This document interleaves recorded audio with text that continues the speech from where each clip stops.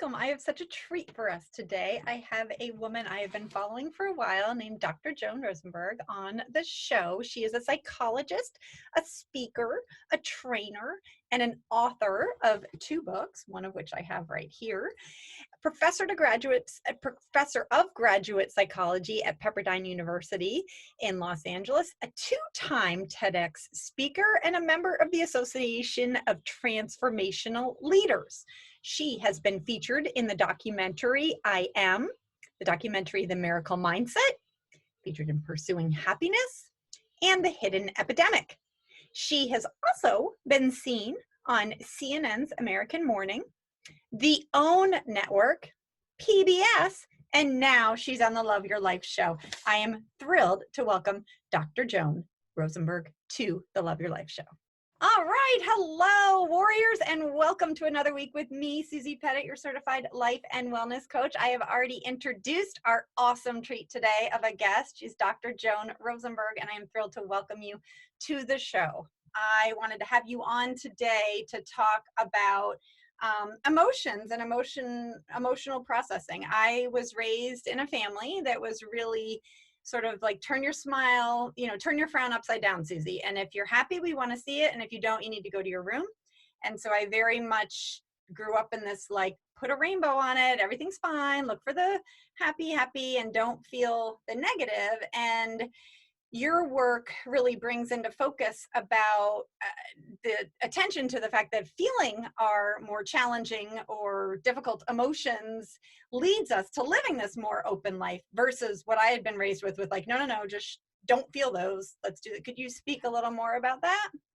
Yeah, well, the first thing is that if you cut off half of your experience, then you're left with, I think, experiences ultimately that result in loneliness, in depression, in anxiety, in poorer relationships, in the list gets a little long. Because we're cutting off half of our experience, and it's not fruitful. And I also think that people stop feeling fully alive. Mm-hmm.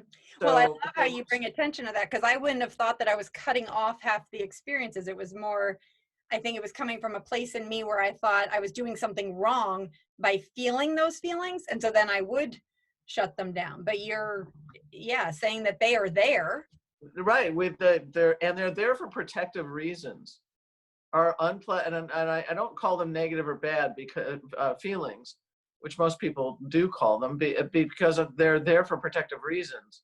So for me, they're unpleasant, or they're uncomfortable, or they're unsettling, or what I like to say is unsomething, but they're not negative, and they're not bad, because we need them for protection. If you're angry about something, what does that mean? It means you've been invested in something, and now there's hurt attached to it. So what does that suggest? Oh, move away from the thing that hurt me. So they're actually there for protective reasons. And what my experience has been over the years, and when I'm talking about years, I'm actually talking decades. that when you shut down, disconnect, distract from, whatever you want to call it, and you're shutting out half of your life in life, that you compromise your authenticity, and you don't live a fully alive life. It actually, there's a numbness and an emptiness that comes along with it. And in order to be authentic and to feel more fully alive, and in fact more comfortable in your own skin, you need the full range. And so in my mind, the work around the unpleasant feelings is liberating. So it's not. There's not even anything unpleasant about it. It's actually, ultimately, it's quite liberating.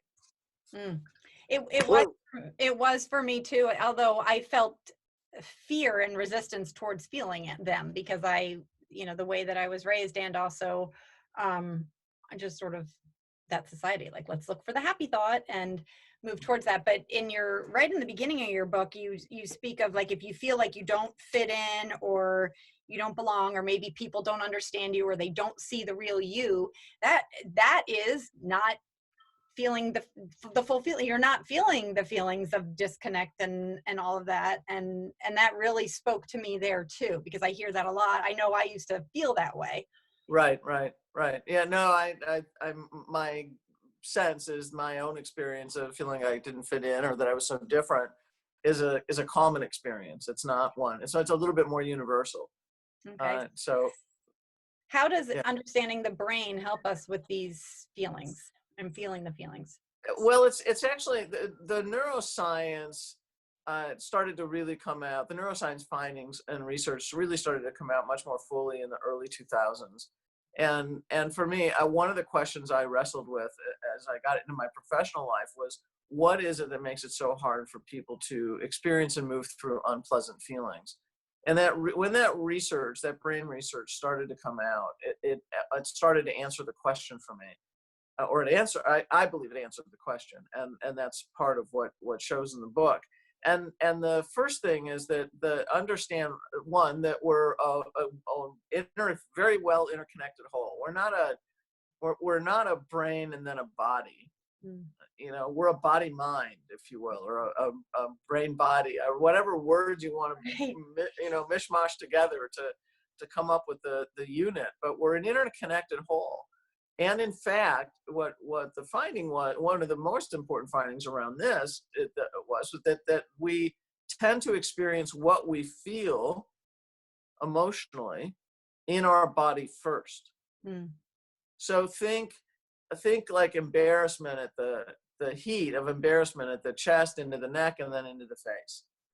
You know, and I can come up with lots of other examples, but that's a super easy one.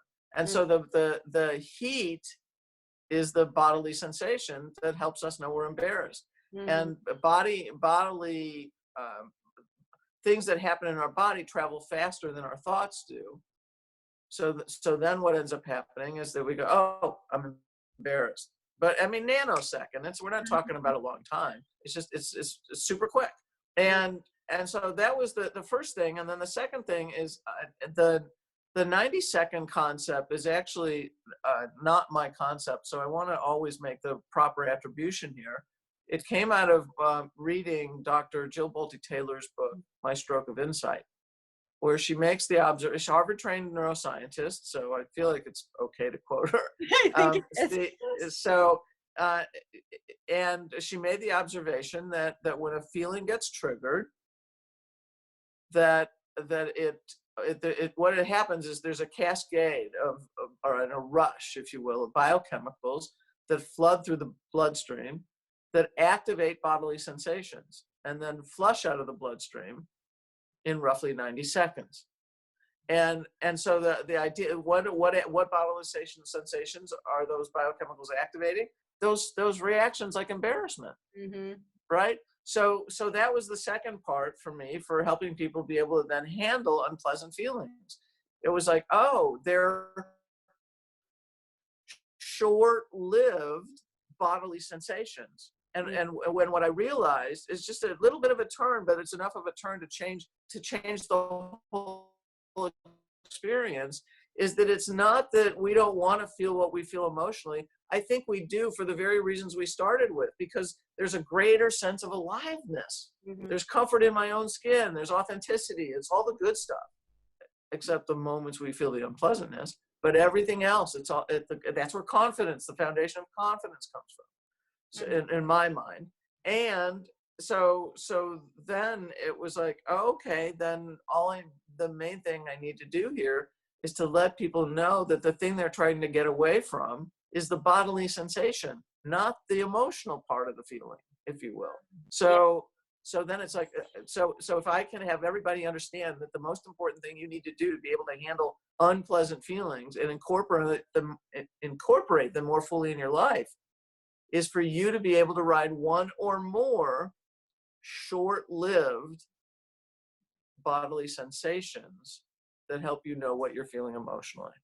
Yeah, that helped me so much, and it continues to help me so much. And when I think of it is literally just a physical sensation, and I've heard you say before, it's like the length of half a song, and Right. yet we'll put off doing something, and something really simple, like say you have an insurance claim and you're calling the insurance company and you don't want to call the insurance company, and so because you get frustrated on, so you're putting off feeling frustration, but then maybe you put it off for a week, so you're sort of feeling this underlying feeling of and thinking about it and having this whole week of ick, and then when you actually call, you just feel frustrated for 90 seconds. It's like okay, and then it's done, and I know that we can do that on much, maybe a difficult conversation that we're going to have. We're a little afraid of being vulnerable, or we're afraid of, but these ideas that literally it is in your body and you can feel it. Right. You're having a finger cut off, and that's really going to hurt. It is more what you're saying, that hot chest and the flushed face, or the tingly eyes, or the different ways of experiencing the emotion, which is helpful. Right. I think of it as the emotional equivalent of stubbing your toe.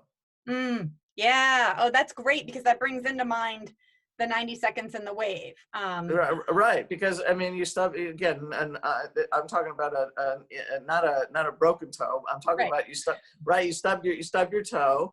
You feel that sensation more intensely at the front end of it, right?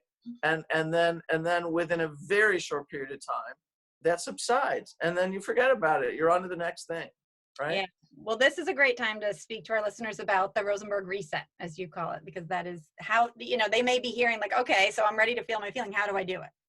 Okay. Well, so for me, it came about in terms of helping people, and the idea is kind of through a formula. Mm-hmm. So the formula, and a friend of mine called it the Rosenberg Reset, and it stuck. So I used it. Yeah. And the reset is one choice, 8 feelings, 90 seconds. That's the formula. One choice, 8 feelings, 90 seconds. And the one choice is awareness as opposed to avoidance. So what does avoidance look like? It looks like social media, screen time, food, I don't know, sex, pornography, shopping, having feelings about having feelings. There's probably 35 different ways I outline that people can distract or disconnect from themselves. And that's all avoidance. Mm-hmm. So no, that's not what I want you to be doing. So the choice, the thing that I want you to do then is to make the one choice to stay aware, and to be as aware of and in touch with as much of your moment-to-moment experience as possible. So just know you're choosing awareness. Mm-hmm. And the second part of it is 8 feelings. And throughout my work, throughout the time I've been working, what I noticed is that they were the same feelings that kept on coming up over and over and over that people had a hard time with. So that's the 8 feelings. Mm. So there's sadness, shame, helplessness, anger, vulnerability, embarrassment, disappointment, and frustration. So then the next question I always get is like, why those 8? Because I sure as heck would put some other ones in there, right? And I've been very specific for a particular reason. It's those 8 because those are the most common everyday spontaneous reactions to things not turning out the way one perceives one needs, or the way that we want. Okay. So it's the everydayness of those feelings. Mm-hmm. And, you can probably stop and think right now. It's like, okay, did I experience any one of those 8 in the past week? And probably you did, right? Yeah. You wanted somebody to call you, and or you made a phone call and you got frustrated, right? Mm-hmm. Whatever it is. So, or your kids are at home and they're getting on your nerves a little bit, right? Whatever it is. So it's. I have them all listed here, and I've just been carrying. I have it on a screenshot on my phone too, and it's like, frustration, disappointment, anger, shame, helplessness. It's all. Yep. And right, and we're recording at the time of the pandemic, mm-hmm. and so understand that this is a time of heightened vulnerability and certainly helplessness, and for some anger, for others sadness. So there's a lot of loss. So I would expect a whole array of feelings that are being evoked at this time. So it's and all I want people to do is to be present to those feelings and to move through them. So again, we sort of started with the method at the front end. So what's the method? The method is the 90 seconds. So it's understanding then, because I've just explained kind of the concept behind it, Mhm. that it's understanding then that if you can kind of make the one choice to stay aware and to be present to those feelings, then kind of here's kind of in essence the key premise of the book. If you can ride one or more, so it's not just one wave, it could be more than one wave. If you could ride one or more short-lived bodily sensation waves of one or more of 8 unpleasant feelings, then you can pretty much face whatever you need to face in life, or you can pursue whatever you want to pursue in life. Mhm. And because again, it's those 8 feelings that'll consistently be the outcome. Yeah, and I am here to say it's absolutely true that once I opened myself up to say, okay, Susie, you can feel this. Like, let's say, what does frustration feel like? And to allow myself to, be aware in the moment, to name it, and then feel it, ride out. Then when other things come up, like maybe the risk of after my divorce starting to date someone new, or the fear of my children, whatever it is, if I know in my bones, it's like, all right, you can sit and feel like you can ride that wave, you can do it. That then lets me take those steps, those steps in confidence. Which is, I love the work. So the 90 seconds you're talking, like, could you just, like, do you just sit there and feel it, like, if say it's sadness? Yeah. So here's the thing. I mean, you could be doing anything, or if you have the opportunity, it's sitting down and taking a little bit of time, and all right, it's like, all right, what's going on? Oh, you know what? I'm feeling a little sad right now. It's like, okay, then stay present to the sadness, and what I would say is breathe into it. What I mentioned earlier, the big ways to disconnect, but the fast and much more subtle ways are to tighten up, to tighten your muscles, to swallow, or to stop breathing. Hmm. And if you do any one of those 3, then what you're doing is you're actually cutting off that bodily process. Hmm. Again, think body up. We never talk about feelings coming down. We only talk about feelings coming up. Oh, So interesting. Yeah. body up, right? Yeah. So if you're swallowing, you're trying to push it down. If you stop breathing, then you're stopping the flow, right? Yeah. So so those are the subtle ways to disconnect. So what I would want people to do is, again, stay aware, stay present, breathe, slow breath, not fast breaths, just slow, easy breaths, so that or just continue to breathe, Mm. so that you allow the movement, the fluid movement to happen, the energy and motion to happen. And and then if you have the opportunity, stop and think about what your reaction is connected to. Mm. What's it attached to? What happened, either by way of what you were thinking or some event that evoked or elicited your reaction? Mm-hmm. And then again, if you really want to play with it, then it becomes, uh, well, okay, I'm feeling this right now. Oh, this is what it's attached to. This is what it's connected to. Huh? Is it just about right now and this event or this situation or what I was thinking, or is it tied to the past too? Mm. And if a reaction is kind of disproportionate with whatever the event is, then oftentimes it's connected to the past. So then you want to explore that. It's Point. like, okay, oh, wait a minute. Oh, it's connected to when this happened, right? Okay. Oh, okay. And then you can ask questions like, is there a pattern to this? Mm.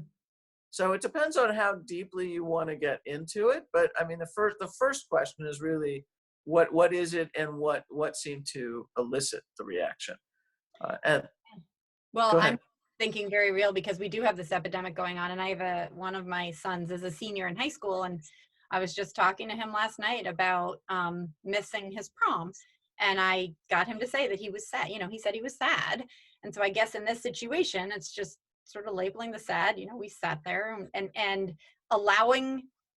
He's younger, so I was sort of facilitating him, allowing him to feel that sad. I wasn't trying to talk him out of that sad. I was like, yeah, Oh, absolutely that not. is a No. completely legitimate emotion. It's not my job to fix that. It is to sit and say it's sad. And I guess what you're saying is then I would look for, if he sort of took it to a disproportionate level, like everything always works out wrong for me, or nothing in my life goes right, or something like that, would be more like, okay, let's stop. We'll feel the sad for right here, right now, but not adding in. Right. Well, when those kind of thoughts, yes, that becomes a whole different experience. So that, and I talk about, there's a couple chapters centered around faulty thinking in the 90 seconds book. And so, yes, I can't just get at the feeling part of it. I have to also get at the thinking part of it. Mhm. That also makes our life worse, Yeah. or that makes our life better. So, Well, yeah. yeah, so yes, that would be what I would call kind of a faulty thinking pattern, and Hmm. faulty thinking patterns really do get in the way of our well-being. So those are, I kind of call a number of those different things out in the book. Mhm. Yeah, you do that really well. Talking about how sort of life is, looking at how life is happening for us instead of life happening to us. Correct. Right. You speak a little more about that, how that shift instead of thinking life. Yeah, and most of us, I actually think about life as not as a person, but life having a life. Mm, So I think of life as being dynamic, and I don't know if moldable is the right word, but at least influenceable, hmm. right? So that it's not. Let me use my hands to explain it. It's not that life is this, Hmm. and here's us, right? And we come up against it, right? Right. It's more life is pliable. Mm, And so life, I think of life as having its own life. So if I bump up against it, and I want to put influence to it, hmm. then I can do that. I mean, the easiest ways to start to think about it is, I wanted to become a psychologist, Hmm. right? So what happened? So I went to graduate school. Okay, so then right, life is moving with me, Yep. right? Hmm. So or you can think of anything that you want to envision, and if you start to put energy and effort into it, now you're influencing life. Hmm. So that a lot of personal development people will talk about making that mental shift, that so we think life is doing something to us, right? And so are life events going to happen? Yes, they are. But again, it's moldable. Hmm. How is it moldable? By our attitude, for one thing. 100%. So instead of asking the question, why is this happening to me? And then it's, if you make a mental shift, and one of the ways to do that is to ask better questions. The next best question to ask is, no, why is this happening for me? Hmm. How can I, in essence, how can I make use of this to grow me, or to evolve me, or Hmm. bring the best out of me? So now I'm using life for me, as opposed to I'm just a victim of it. Yeah, that has made all the difference in my life. And just asking that, how is this working for me, or even like, what is this here to teach me, or what can Right. I Yep. learn from this? Not that I was going to ask my son that in the moment when he's feeling sadness, but No, no. right. But if later, for us to reflect and say, I wonder, what the benefits are that we got from the quarantine, and it's sort of the bigger general picture, and that sort of thing. But to make sure he's not falling into that faulty thought loop, but then also to make sure that I am not trying to interrupt his 90-second wave, or that I'm allowing Right. And him to ride that wave. right. And so the most important thing you do when somebody's experiencing an unpleasant feeling is simply to hold up a mirror and reflect it back to them. Mm, It's like, so he's sad about not going to the prom. It's like, yeah, you know what? That is a real bummer. yeah. It is sad. Mm-hmm. Yeah, very helpful. No, I like that a lot. And I like also just shifting how we're viewing things that have happened to us through like they're happening for us. That has been a fundamental shift for me. And to look at, life from that standpoint feels so much better than than looking at it almost as if you're a victim. But I do know Right. that's how I got into coaching, because I just, instead of sort of all the therapy that I had been in, and it was like, oh, poor you, this happened with your family, and this happened with your, and it was more like, okay, so how did that happen for you? And I remember the first session I had with my coach, she said, um, she said, well, what would happen if you chose to believe that you had the exact parents you were meant to have to become the woman you are? And I was like, but wait a minute, didn't you just hear everything they've done? And I like, but that just opened up, as you're saying, this whole new full experience. And yes, I can have some sadness and maybe feel disappointed at past experiences, but then opening up into this more life of here I am now, and what are we going to do with it here? Right. I love it. Thank Yeah. you for doing that work. Can you explain why you don't have two very big emotions on that list, like anxiety or stress? Stress, stress I didn't even consider. And stress is, I would probably not put stress there for the same reason that I don't put anxiety there. Mm-hmm. So usually the big ones that people ask about, the really big ones that people ask about are fear and anxiety. Mm-hmm. And there's very specific reasons that I did not include them.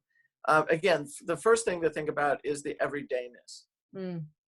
Right. So for some, certainly I want to acknowledge globally, some live in fear all the time. Right. Yeah. Right. So, but if I stop and take that out of the picture for the moment, then it's understanding that the great majority of us don't live in fear every day. Mm-hmm. Like that. And so that and for me, it's more centered around the definition of fear. I was going to say, like, if you could pause for a second, because your definition of fear is very specific. Some people might be saying, but I am in fear all the time. But and the truth is probably not. So the way psychology describes fear is that it's danger in the moment right now. So what I like to say is, if the tiger and the lion are not at your heels or staring at you in the face right this very moment, and you are not in danger, then stop using the word, because what you do, the words we choose have a vibration to them, and they act to help activate that state in your body. So if you say, I fear public speaking, probably you actually don't fear public speaking. It has a different word attached to it.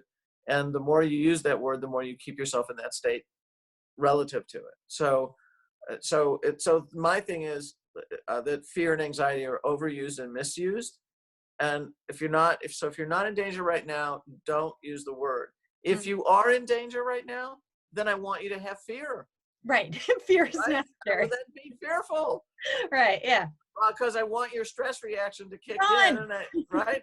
I want your fight-flight reaction to kick in and go do whatever you need to do. So I want people to have fear as it's appropriate to, to be fearful. So that's why I didn't include fear. Well, what's the next most logical thing? It's anxiety. So anxiety, again, is described by psychology as, and I'll do the more technical one, diffuse apprehension of an aversive event sometime in the future. Okay. So what does that mean? It means that you're concerned or you're worried about some bad thing happening in the future. Mm-hmm. Okay, fits better, but the truth is, and this has happened consistently, because I've literally done this. If I ask 10 people what anxiety meant to them, I typically get 10 different answers. Yeah. So for me, anxiety is way too vague. Mm-hmm. And what I find is that if I can have somebody use a word that's more specific, their nervous system, it seems like their nervous system just goes, whoop, just calms right down. Mm-hmm. So the next most logical after that would be vulnerable. Mm. This idea that I could get hurt. Mm-hmm. So it's like, okay. So if we think of fear of public speaking, fear of public speaking, you're feeling vulnerable about getting up there and speaking. Okay. Right. So you're in a state of vulnerability. It's not a state of, in quotes, anxiety. Can it evoke the sensations? Yes, of course it can. Right. I know those sensations are real. Mm-hmm. Excuse me, except it's not, if you name it differently, you'll actually find that it calms down. 100. So, yeah. So right.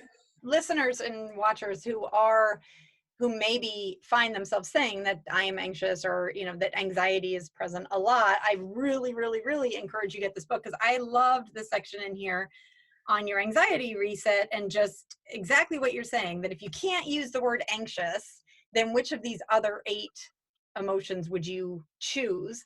And that, to me, was really clarifying. And in that clarification, again, is freedom. It's like, oh, right, I'm feeling vulnerable. I'm afraid of being vulnerable. Or, maybe this I don't know, with the coronavirus, if people are feeling, I mean, I hear a lot that people are saying they're anxious, but is it that they're feeling that they It's may be vulnerability. helpless if someone is, Right. it's always Yeah. vulnerability or?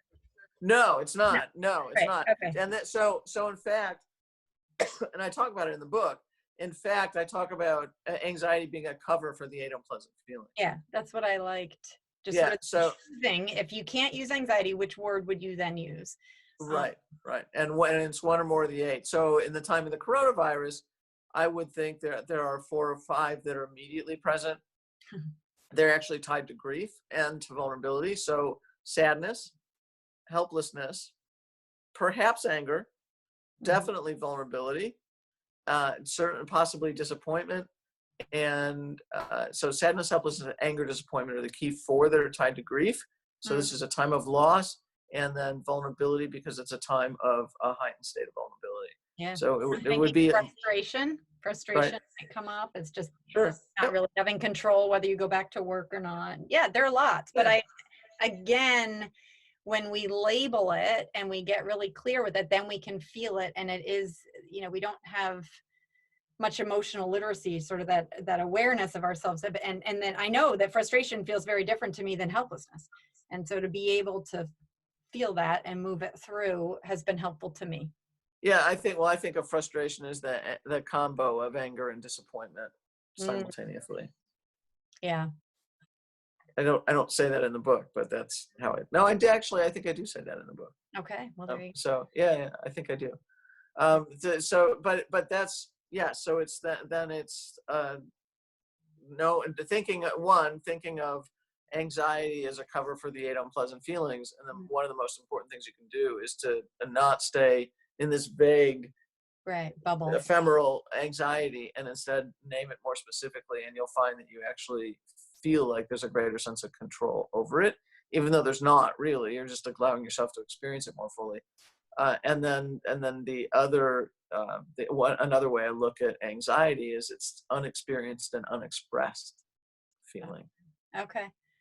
Well, I really enjoy your work. And I do feel that now, if listeners are listening to this in present moment, that this is very prevalent and we are really seeing with the magnifying glass how well we manage our emotions or not. And that brings to focus one of the pieces of your book on emotional strength that I really appreciate you talking about. Mm, Because in the past, for me at least, emotional strength in my family was like, be quiet, like let's not see that's emotional strength, to not be weak and to not cry and to not show your feelings, and that was much more emotional strength. But you sort of shine a light on that. Can you explain a little more? absolutely, absolutely. It's funny, in the book I call it redefining emotional strength, Mm-hmm. and what I realize is that I've never heard anybody define it. So I have to shift that on. So it's actually defining emotional strength. And Mm-hmm. I put two major elements into that. One is that's more internal, the other one's a little bit more external. I'll explain what that means. So for me, being able to experience and move through the eight unpleasant feelings is the first one, and I call that feeling capable. Mm-hmm. And again, why that? Because what I found is, as I worked with clients, they actually did not feel like they were capable of either being in life, experiencing life, moving with life, whatever you want to use, until they were able to handle the kind of the emotional outcome or the eight unpleasant feelings of what moving through life meant. So being capable is the first one. Feeling capable is the first one, that's internal. It's you being able to experience and move through eight unpleasant feelings. Hmm. And the second is I again always saw. Well, I began. I shouldn't say I always saw. I'm correcting myself here. As I moved through again my personal and professional life, what I realized is that asking for help is really emotional strength. Hmm. And so many people see it as weakness, and so many people see shutting down as emotional strength. Hmm. So we need it. That's recast. It's wrong. So being able to be present with your feelings or feeling capable is emotional strength. Mm-hmm. Shutting down on the feelings actually makes you feel more vulnerable, and actually is the emotionally weak. If we have to cast it that way, it's the emotionally weak choice. Mhm. So it's kind of flipping that on its head. And the same in terms of asking for help. It's really important for me to have for people to have an understanding that asking for help is emotional strength, Mm. and that so that the idea here is that you understand that we're social beings and that we have periods of independence and periods where we need to lean on others, or periods of dependence. So it's actually being much more open to the dependent side of our nature, and that asking for help actually is not a burden to others. It's a compliment to other people when you ask for help, because now they feel needed, or they Mhm. feel respected and valued. So it's actually a compliment, and you actually get the help you need and feel more confident, Mm. or something else, because you've gotten the help that you needed.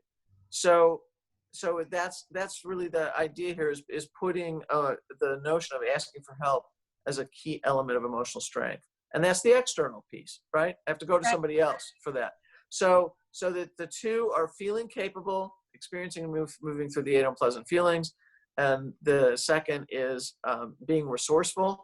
And that's the idea that I can lean on others and ask for help. So it's okay to acknowledge your needs and limitations. Go ask for help. It'll make a big difference. Well, and I imagine that external piece is also like, so my experience last night with my son and him sharing with me that he was sad. Um, he didn't say, "Mom, help me, I'm sad," but he then, I guess, externally sort of leaned on me, or in some way, is open, at least. Like, I saw that as a sign of emotional strength, instead of my childhood. If I was sad, it was like, "No, everything's fine here. I'm good. Yeah, I'm happy. No problem, no problem." Like, No. What he did was the emotionally healthy response. hmm. There's a friend of mine that is a doctor of oriental medicine, and she said to me decades ago that health is the appropriate reaction to an experience or an event, right? So his problem is not happening. What's the appropriate reaction? Oh, sadness, maybe frustration, maybe anger, maybe some other feelings, right? Hopelessness, So can't do so anything about so it. Right. exactly. So his expression of I'm sad is appropriate to the situation. Hmm. Same thing. Somebody dies. What's the appropriate reaction? To be sad, Hmm. or whatever else it evokes for you. But so to act like, oh, I'm fine, is not. It doesn't make sense, right? So what you want to listen for are the appropriate reactions to given experiences. And being sad in the face of the prom not happening makes total sense. Yay, that's health, and it's health even more, not only because it's being experienced, but because it's also being expressed. Mm. Okay. Yeah, because that's what as we are trying to be more emotionally strong and develop this muscle of emotional strength, I'm looking to see how that works. And I guess, just for people looking to take that next best step, it's to get comfortable with it in themselves. You're saying, like, to get comfortable with the Rosenberg reset of one choice, eight emotions, and the wave, and Yeah, then riding the waves, right? maybe even sharing it with someone else. Yes. I think health. One of the ways I think about health has to do with not only it's what I call knowing what we know, Mm, as opposed to trying not to know what we know, which is the okay. distracting, disconnecting side, Okay. right? Hmm. So because there's lots of times we know stuff, but we're trying to act like we don't, Hmm. right? The idea here is that you can acknowledge the truth within you, so you know what you know, Hmm. and whatever emotional experience is there, that you're experiencing it and you're expressing it. Hmm. That it's not just the experience, it also includes expression, and that the but there's an expression with a caveat, and I spend a lot of time talking about this. It's woven through the book. It comes from a positive, kind, and well-intentioned place. Hmm. So your awareness of your truth does not give you license to be malicious or brutally honest with someone else. It has, whatever you do needs to be coming from a positive, kind, and well-intended place. And I don't matter who, it doesn't matter to me who you're talking to. Hmm. That's like an across the board thing. So yes, experience your truth. Then you've got to filter it and make sure you're coming from that well-intentioned place. Right. I mean, I have five sons, so when you speak in there about like before it comes out of your mouth, pay attention, like that definitely was true. But then at the same time, I do have these sons, and I take a lot of, I really hold seriously my desire to teach them this emotional strength, and myself to, as I move through my experience here on earth, since that is not something that I had. And so to be able to allow a space where we can feel open to share, and not shame for, or for feeling shame, I guess that's one of the emotions, but not shame for thinking this isn't the emotionally strong thing to do or the manly thing to do, because otherwise what happens, a lot of yelling and distracting and Right, right. Well, right. So, I would say give them the book, yeah, because they'll get it, they'll understand it. Yes, and part of this approach also pushes back against the concept of toxic masculinity. yes, So, oh, right, because 100%, yeah, because it gives boys and men the freedom to actually have the fullness of their own emotional life. yeah. Well, Yeah, yeah, the freedom, and for us all to say it's okay. And that's sort of tying it back. And I love how this comes full circle in this interview, is that it's not just those like happy, rainbow, joyful feelings. It is all of them. Some of them are more difficult to feel, but it is all of them that give us this wide rainbow of life, and allowing right, ourselves to feel the sadness and the frustration and the helplessness and the shame, so that we can do what we're here to do, living this life that we love. right, Um, are right. there ways, as we wrap up the show, are there ways, things that you do sort of daily in your practice to make sure that you're practicing this sort of thing, or rituals or habits to keep yourself living a life that you love? There's things I do throughout the day. Certainly, my focus is holding what I would consider kind of both a confident and resilient mindset. Mm, So I'm always looking for the good in something, mm, or I consider that every life experience for me is a learning experience. And so it's for me, it's not, I don't, so I tend not to be in the negative, mm-hmm, and engage in that kind of thinking. It really is dialed in. And again, it's not Pollyannish. It's, mm-hmm. I'm quite pragmatic and quite realistic. Um, but it's not, I can be pragmatic and realistic and also hold a very optimistic point of view. Okay. So you feel what Right. you need to feel when you're in Yeah, that exactly. feeling Exactly. state, and Yeah. then you, And then continuing to hold a vision despite circumstances. And the other is, one of the maxims I live by is to think, to feel, to think, to speak, and to take action only in the direction I want to go. what do you mean by that? So I'm not going to use language in my mind, nor am I going to speak using language that is taking me down a path I don't want to be in, Mm, or take action in those. So if I want to lead let me try to give you an example. So I wouldn't be talking pessimistically about something. mm, Oh, I wouldn't be saying in my mind, oh, that'll never work out. right. Right. And then say it out loud. Right. Yeah. Right. Because Yeah. that's not the direction I want to go. Okay. Right. So it would be thinking, being focused on keeping in mind the thoughts Mm-hmm. that hold me in the direction I want to be taking, in the direction Okay. of in the direction of a dream or a vision or a goal, or that kind of thing. So it wouldn't be asking myself, well, what if this happens? Right. It's right, because it's going to take me in the other direction. Right. So so think, speak, and act in the direction you want to go is kind of one of the things I just hold in mind. And on a daily basis, it's gratitude, Mm-hmm. time for reflection, right? Check in if there's something that, as I review the night in the evening, that I felt like could have gone better, I might review that and recast it. Mm-hmm. And oh, this is how I would have done it differently. Or also acknowledging the wins, Okay. That's right? awesome. So Yeah. It's this intentional living, and with just sort of a overall layer of kindness to yourself that you sort. yes, I'm just yes, hearing that, you can look over your day and say, okay, maybe I didn't handle this as skillfully as I wish, but it happened, and how will I move forward tomorrow? right, Um, and then also this to think, to speak, and act in a way, an area where you want to go. It sounds very intentional to me. I like to think in the morning of how I want to feel at the end of the day, And Right. Yep. how do I want to feel as a mom? How do I want to feel as a wife? How do I want to feel as a coach and a me? Like, Right. Yep. Yep. and then during the day when I may feel a rush of a wave, uh, I can think, okay, I'm going to sit here and feel the anger, because if I know that if I yell or if I get pessimistic or that's not going to lead me in that direction. So I like, Right. Yeah. Yeah. Yeah. So yes, absolutely. So the very things you talked about in terms of being intentional about the front of the day, and then reflective about the end of the day, and gratitude being a central thread throughout the day. well, wonderful. Thank you, Joan. I am so grateful for the tools that you've given us for this. And I really suggest to listeners, you head out. I will have links in the show notes. I think we are at www.smbwell.com/93. There will be links to this book, The 90 Seconds Life You Live, your 2 TED Talks, your website. Is there anything else that you would like us to link up and highlight?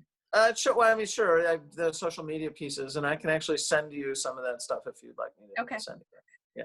Okay, Yeah. So yeah, I'm also on social media as well. So my website's drjoanrosenberg.com, and then on most of the sites for social media, it's Dr. Joan Rosenberg. Yes, you guys share this episode out. I know that I've shared out past interviews with you with on Twitter and Instagram, and yes, great. Well, I am Thank very you. grateful for I'm you both taking honored the and time today honored. and helping us live this life that we love and giving us some tools. Great, honored and grateful. Thank you so much. Thank you.